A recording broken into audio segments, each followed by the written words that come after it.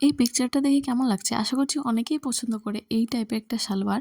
এটা হচ্ছে আফগানি সালোয়ার, যেটা আজকাল ট্রেন্ডে আছে। অনেকেই পছন্দ করে। আর নাইরার সাথে তো এটা ভীষণ ভাল লাগে। আমার তো পার্সোনাল চয়েস। আমার এটা খুবই ভাল লাগে। আর খুবই ইজিলি তৈরি হয়ে যায়। এখানে সবথেকে ১ম এ আমি লেন্থ নিয়ে নিব। আমি এখানে লেন্থটা নিয়ে নিচ্ছি, কারণ এর সাথে আমি আলাদাভাবে বেল্ট অ্যাটাচ করব। তো বেল্টের মেজারমেন্টটা বাদ দিয়ে আমি লেন্থ এখানে নিয়ে নিয়েছি। মেজারমেন্ট আমি স্ক্রিনে দিয়ে দিব। স্ক্রিনে মেজারমেন্ট দেওয়া থাকবে, সেটা থেকে বুঝতে পারবেন কতটা কী নিয়েছি। নিচে আমি কতটা চওড়া রাখবো বা মহরিটা কত রাখবো সেটা নিয়ে নিয়েছি। আর তারপরে এখানে আমি আহ আসনটা রেখে কাট করে নেব। আর এখানে একটু রাউন্ড শেপ দিয়ে এটাকে নিচের যে মহরিটা নিয়েছি সেখানে অবধি স্কেল নিয়ে জয়েন করে নেব। বাস। আসন আমি রেখেছি 9.5 ইঞ্চ, কারণ উপরে থাকবে 8 ইঞ্চের বেল্ট। সে কারণে আসনটা 9.5 ইঞ্চ রেখেছি। আর নিচের দিকটা সমানভাবে কেটে নেব। আর এখানে আমি রেখেছি 14 ইঞ্চ, মানে 14 ইঞ্চ বোথ সাইড, কারণ এখানে অনেকগুলো প্লেট দেওয়া হবে, সে কারণে এখানে 14 ইঞ্চ বোথ সাইড রাখা হয়েছে। এটা রাউন্ড শেপ করে নিব আসনটাকে। বাস, কাটিং এখানে কমপ্লিট। এটা সিম্পলি প্লাজোর মতো আছে।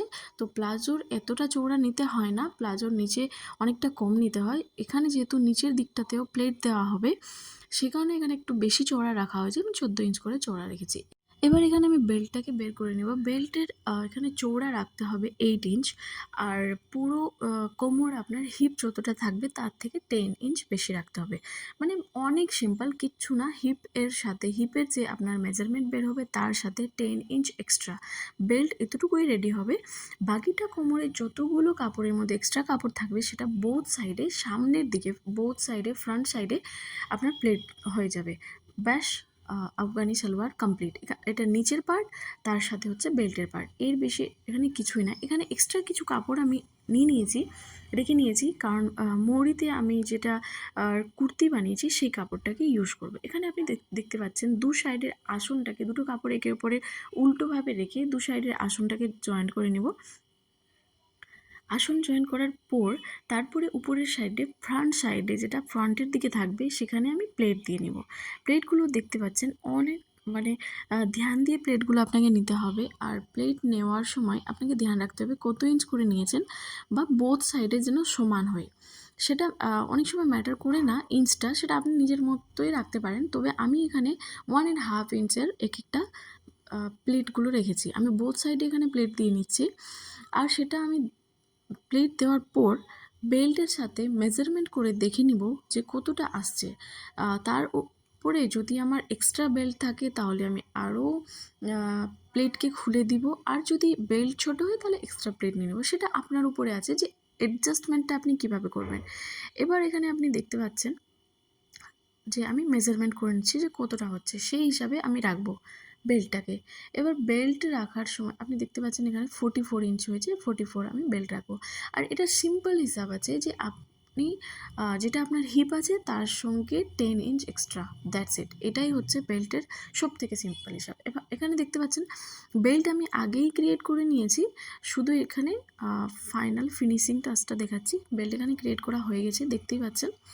এবার ফ্রন্ট সাইডে আমি এখানে, এটাতে কিন্তু এলাস্টিক এড করছি না, এটাতে আমি যেভাবে সালোয়ারের মধ্যে রাখা হয়, ফিতে রাখা হয়, সেভাবেই আমি স্পেস রেখেছি, এটাতে এলাস্টিক এড করিনি।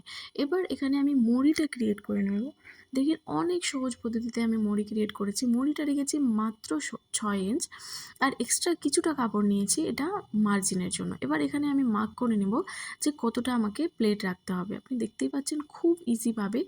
আর প্লেটের ফেসটা থাকবে উপরের প্লেট হিসাবে। উপরের সেখান থেকে আপনি সোজা করে দেখে নেবেন উপরের প্লেটটা কোন দিকে ওর ফেস আছে, সেম সাইডে ফেস রেখে আপনাকে প্লেটটা স্টিচ করে নিতে হবে।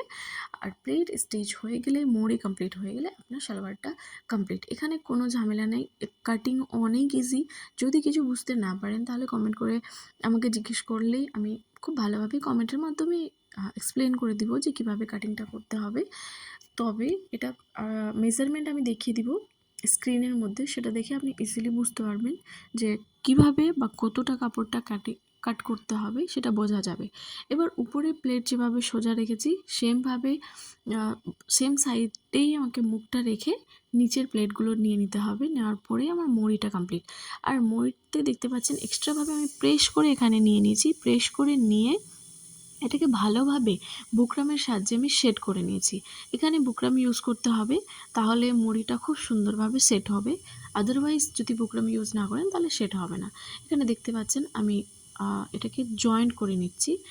এটাকে জয়েন্ট করার পর এটাকে উল্টে দিলেই তার ভেতরে ফিক্স হয়ে যাবে, যেন যে জয়েন্টের এক্সট্রা কাপড়টা আছে সেটা আর দেখা যাবে না। দেখতেই পাচ্ছেন এখানে খুব সুন্দরভাবে আমি এখানে ফিক্স করে নিয়েছি। প্রথমে প্লেট দিয়েছিলাম, প্লেটগুলো আপনি দেখতেই পাবেন।